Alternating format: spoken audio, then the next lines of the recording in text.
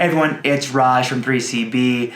Lakers acquired wing Spencer Dinwiddie in the buyout market, and I'm sure you've seen videos on him by now of what his strengths are, and we've seen them in bits thus far in his short tenure with the Lakers in terms of his on-ball creation, his rim pressure, and also his shooting. He had his best shooting season with a high-gravity guy in Luka Doncic in Dallas. However, one of the key positive impacts we've seen thus far isn't directly from Spencer himself, it's more indirectly, specifically how he impacts the role of Austin Reaves.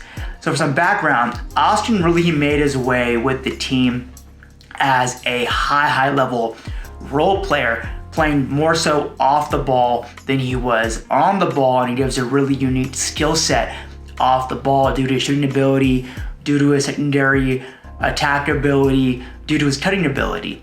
However, this season, he became more of an on-the-ball player, and there's obviously been an adaptation process, but in my opinion, it's also taken away from some of the key strengths that he gives to the Lakers, and frankly, it's also very much more demanding physically. And there's been at times during this season, Austin has admitted that he's been tired.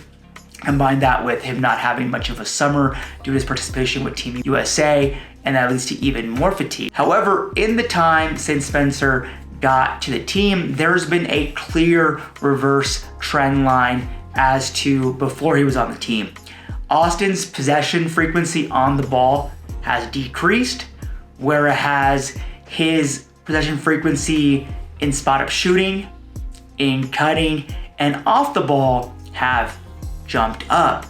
And that is a very positive shift back to Austin's off the ball role. I think he's still going to have more of an on the ball role than he did last year, but that hybrid really allows him to harness his strengths much more effectively and be able to be more efficient with his physical fatigue on the court as well, which then impacts everything else.